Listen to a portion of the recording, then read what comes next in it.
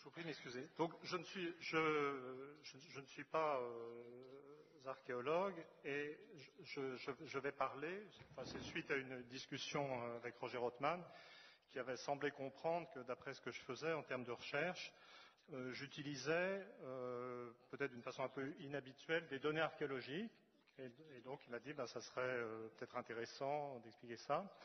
Donc ça me met dans une situation un peu inhabituelle de faire un exposé sur des recherches qui ne sont pas terminées et à un moment où pour l'essentiel je n'ai pas atteint dans le livre que je suis en train d'écrire ce dont je vais parler maintenant. Donc je sollicite l'indulgence du jury, surtout que je viens de m'apercevoir que j'ai perdu une page de mon exposé en vélo. Alors, je vais commencer à essayer, mais cela dit, je suis en fait tout à fait ravi d'être ici parce que la vérité, c'est que quand j'avais 10 ans, mon premier rêve professionnel, c'était d'être archéologue et donc je suis absolument comblé de pontifier sur des données archéologiques. Alors, mes recherches, en fait, consistent en une tentative pour comprendre le processus de différenciation et d'évolution des systèmes familiaux. La plus grande partie de mon travail jusqu'à présent, en tant qu'historien anthropologue, ça a été de constater la diversité des types familiaux dans le monde et d'essayer de comprendre comment cette diversité de types familiaux permettait de comprendre, dans la phase de modernisation, la diversité des idéologies, la diversité des trajectoires de développement économique. Donc j'ai passé, je ne sais plus, 20, 25 ou 30 ans sur ce sujet. Et de mon point de vue, il est épuisé. Mais enfin, je décris les systèmes familiaux. Qu'est-ce que c'est les systèmes familiaux dont je parle? Ça va être, en simplifiant rapidement, la description de la structure des ménages et de leur cycle de développement, savoir si le ménage garde à tout moment une forme nucléaire ou s'il prend des formes plus étendues, avec un enfant restant adulte avec ses parents, constitution de ménage à 3 générations, ou alors même plusieurs enfants. Donc dans ce cas-là, on a une famille qui s'étend latéralement autant que verticalement. La question du rapport entre hommes et femmes et du modèle de mariage est très importante. Est-ce qu'on a affaire à des sociétés, je dirais, unilinéaires, enfin des systèmes familiaux unilinéaires dans lesquels les choses s'organisent autour des hommes, ou des sociétés dans lesquelles les phénomènes de succession s'organisent autour des femmes, ou au contraire ce qu'on appelle des sociétés bilatérales ou indifférenciées, dans lesquelles on ne sent pas de grande différence entre les rôles masculins et féminins dans l'organisation du groupe domestique. C'est les principes généraux. Il s'agit simplement d'amener à la compréhension de l'intérêt des données archéologiques, pas de présenter le modèle dans son ensemble, bien entendu. Alors, le paradoxe de ma présence ici, c'est que, pour l'essentiel, en son cœur, ma méthode de recherche est, je dirais, je parle de la méthode. L'objectif est une histoire des systèmes familiaux, mais ma méthode de recherche est absolument, je dirais, anti-historique et cartographique. C'est-à-dire que le cœur de mon analyse repose sur l'utilisation de ce que les linguistes et les ethnologues des années 20 appelaient le principe du conservatisme des zones périphériques. Alors j'explique rapidement. Un ami linguiste un jour m'a ramené à la vie intellectuelle en m'introduisant à l'analyse cartographique des processus de diffusion. Il m'a révélé le principe du conservatisme des zones périphériques. Depuis, ma vie est transformée et je peux lire l'histoire dans l'espace.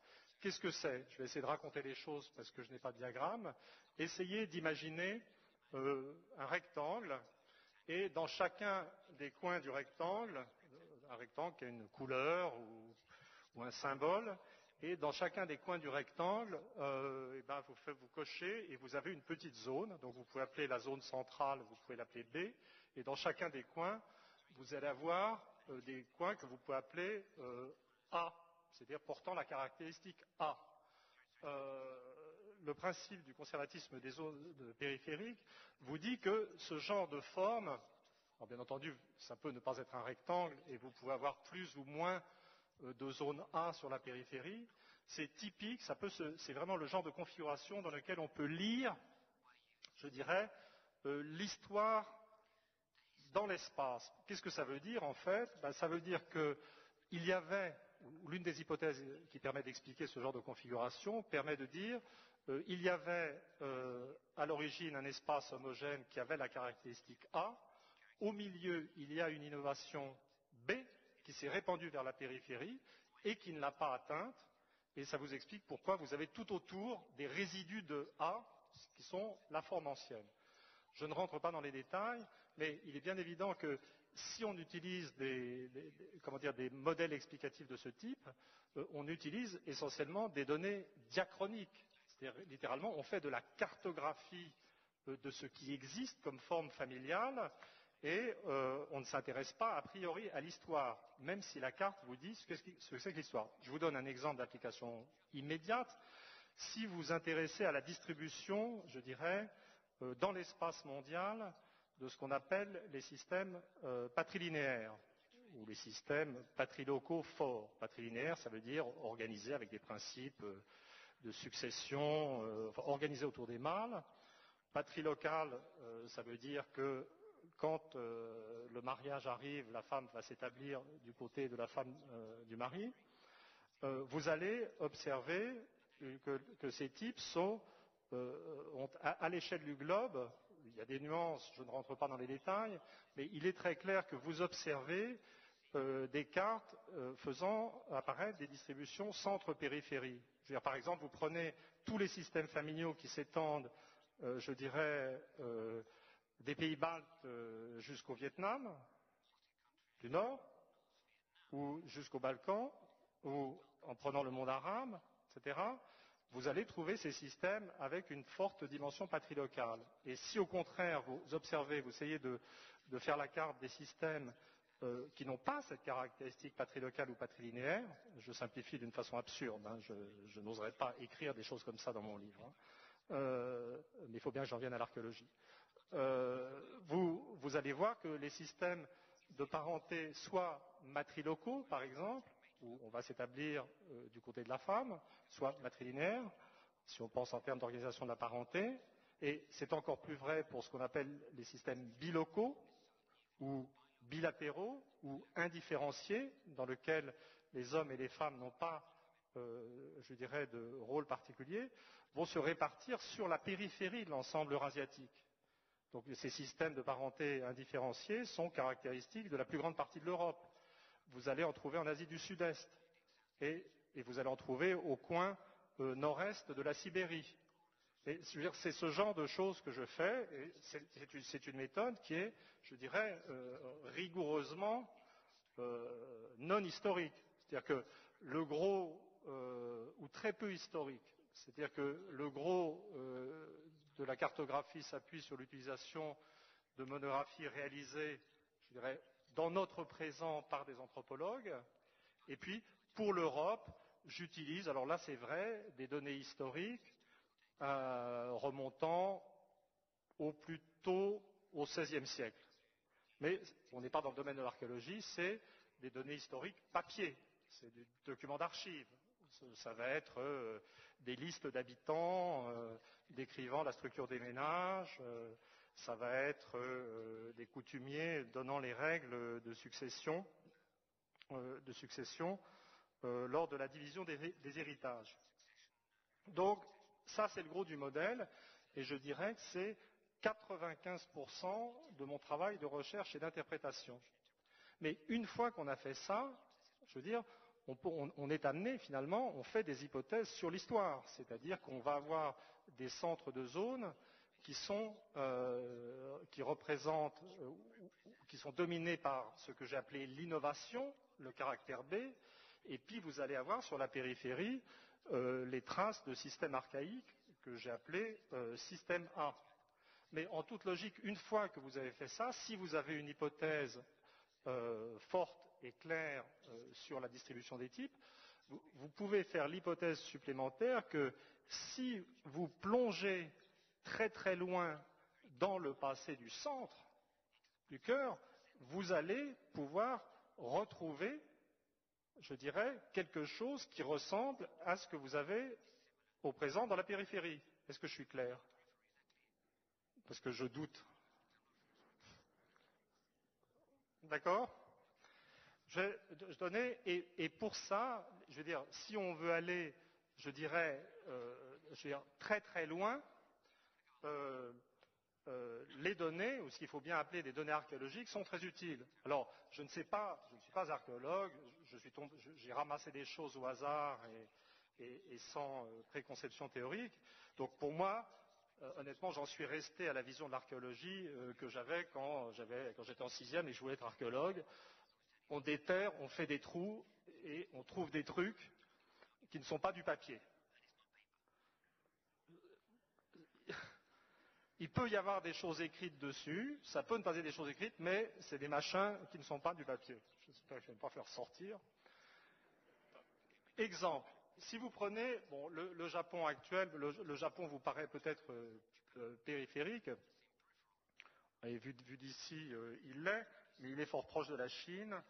Son système familial traditionnel n'est pas celui qui pouvait apparaître à la fin de l'époque Meiji, avant la période d'industrialisation et d'urbanisation, n'est pas patrilinéaire, mais fortement patrilocal. C'est un système souche, très organisé, et vous avez un gros élément d'asymétrie. Vous allez avoir 80% des taux de patrilocalité, vraisemblablement de l'ordre de 75 à 80%. Donc mariage du côté de la famille du mari.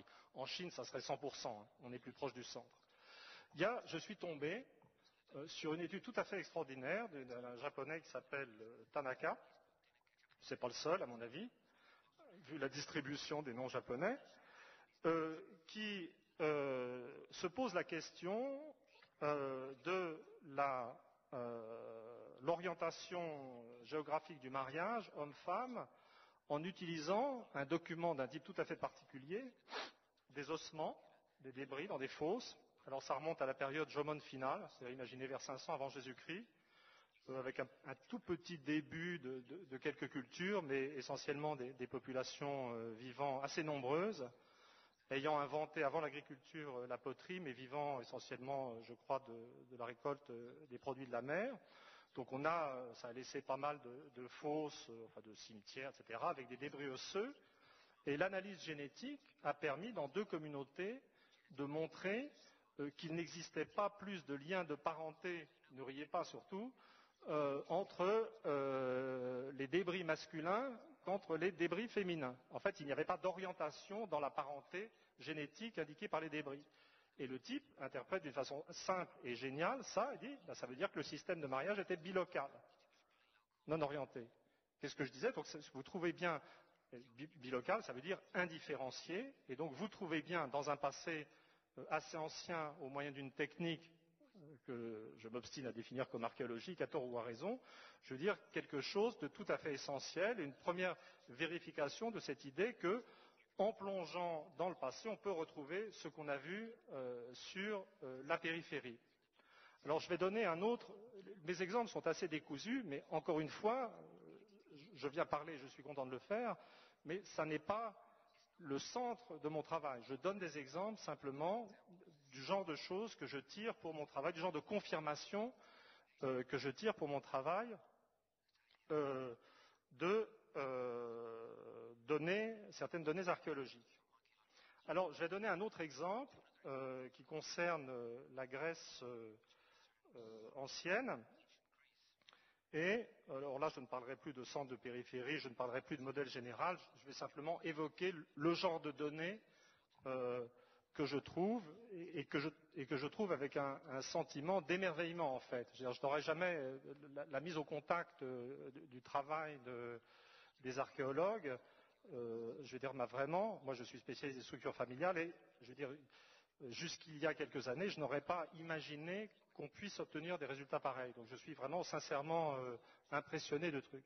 Alors par ces trucs, je donne un exemple d'un fait que j'ai trouvé dans un livre qui s'appelle Le mariage grec, je ne sais plus, mettons d'Athènes à l'époque augustéenne, ou du 6e siècle à l'époque augustéenne, si mes souvenirs sont exacts, d'Anne-Marie Vérillac et Claude Vial, qui, entre autres, à côté de bien d'autres choses, permettent une relecture du problème de l'endogamie en Grèce. Je veux dire, il y avait sur le fonctionnement des cités grecques ou de la culture grecque classique, et même plus tardive, jusqu'à l'époque romaine, il y avait une sorte de présupposé d'endogamie. Alors pourquoi? Parce que dans la période la plus tardive, on trouve dans des communautés grecques de Basse-Égypte, c'est-à-dire pratiquement à l'époque, on retrouve ça dans des recensements, alors là c'est du papier donc je n'en parle pas, de l'époque romaine, des taux de mariage entre frères et sœurs absolument phénoménaux, et tout à fait inhabituels. Et puis dans les codes de loi grecs de la période classique, on trouve ce qu'on pourrait appeler une certaine tolérance pour le mariage consanguin, pas simplement pour le mariage entre cousins, mais aussi pour le mariage entre demi-frères et demi-sœurs de même père.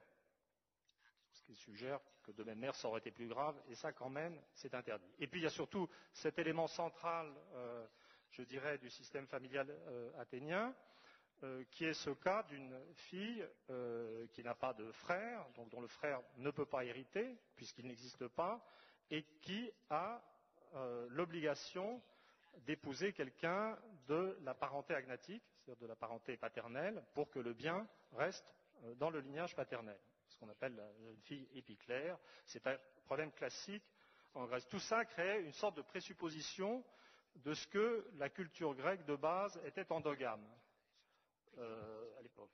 Ce qui, je dois le dire, personnellement, ne m'arrangeait pas du tout, parce que dans mes modèles, l'endogamie apparaît plutôt comme une apparition tardive et ça ne me plaisait pas de trouver trop d'endogamie trop loin dans cette zone. Je suis tombé sur un examen statistique dans le livre que j'ai mentionné, dans l'examen statistique d'un corpus d'inscriptions, alors toutes sortes d'inscriptions ramassées sur des pierres, sur des poteries, enfin tout ce qu'on veut, sur lequel figure, je suis désolé, je suis en situation d'amateur qui fait ce qu'il peut. Hein. Je demande la tolérance de la salle. Ce n'est pas ça qui apparaîtra au final dans mon livre, et en plus c'est une recherche inachevée. Donc j'ai passé ma journée d'hier à ramasser tout ça. Soyez indulgents, je vous en prie. Voilà. Et donc sur ces inscriptions figure, c'est un corpus d'inscriptions sur lequel figurent des couples et dans lequel peuvent être précisés, en termes d'appartenance, le dème du mari et le dème du père de l'épouse. Alors le dème, c'est un territoire où l'appartenance est définie de façon patrilinéaire. Ça permet de donner une évaluation, alors c'est la statistique, il faut passer par la statistique, une analyse d'environ 250 cas, ou plus de 250 cas, et vous pouvez distinguer les cas où vous pouvez voir si le mari et le père n'appartiennent pas au même dème, auquel cas l'endogamie, c'est-à-dire que le mariage dans la famille apparaît comme impossible, et puis les cas où le mari et le père appartiennent au même dème, ce qui veut dire que l'endogamie est possible, mais bien entendu n'est pas certaine. Et vous obtenez 233 cas d'exogamie certaine et 34 cas d'endogamie possible, ce qui veut dire que dans 87% des cas, l'exogamie, c'est-à-dire que l'absence de mariage dans la parenté est certaine. Dans 13% elle est possible.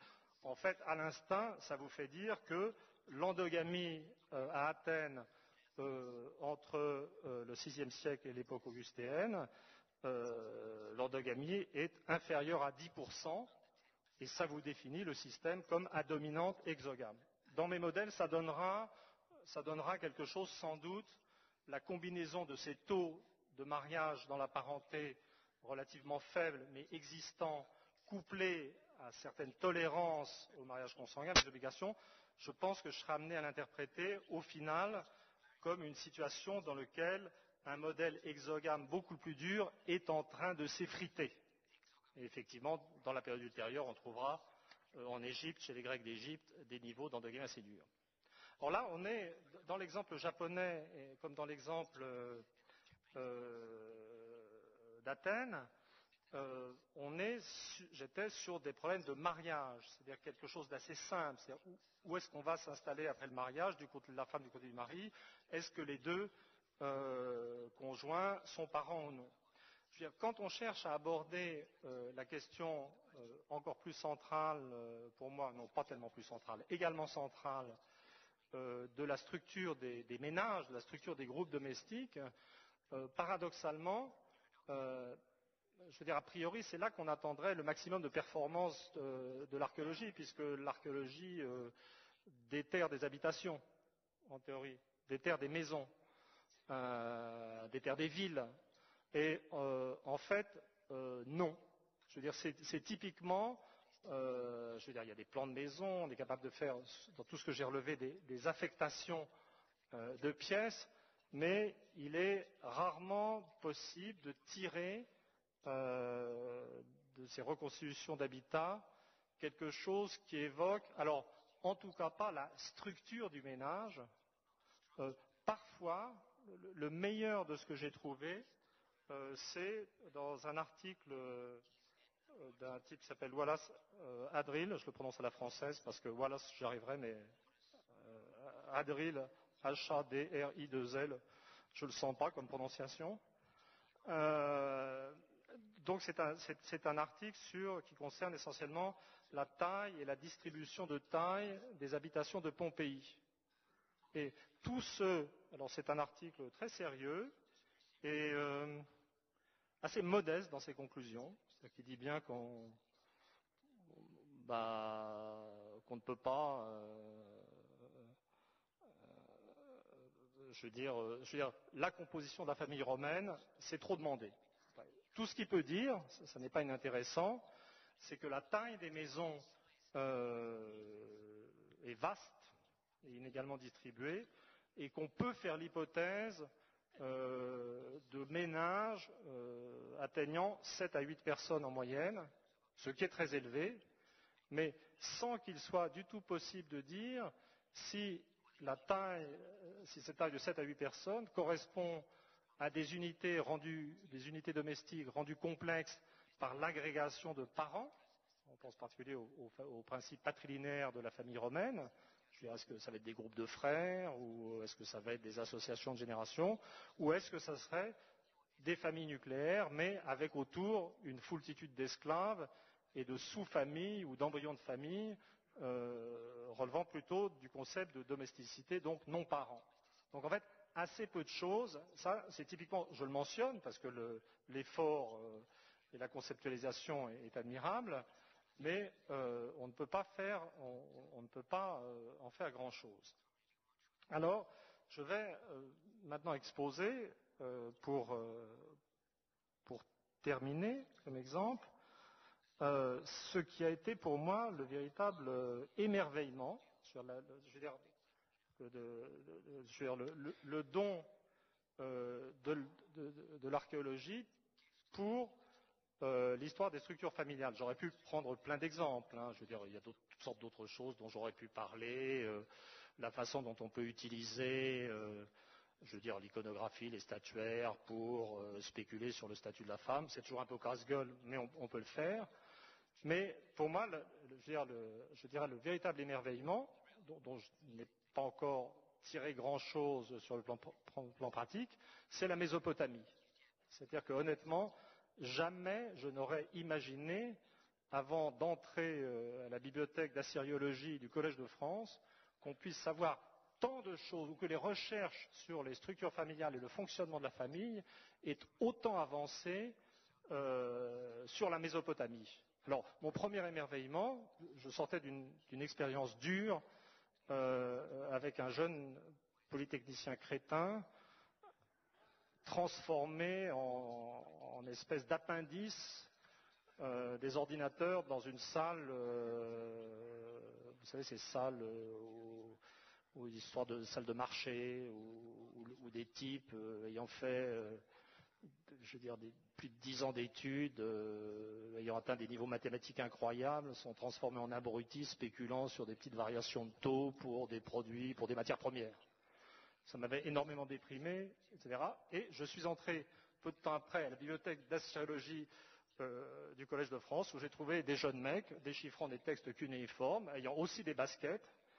Et j'ai découvert que le monde de la culture de mon enfance était loin d'être mort, et qu'il y avait encore des univers où la connaissance, une connaissance désintéressée, avec une passion de la recherche, existait. Donc ça m'a fait un bien fou.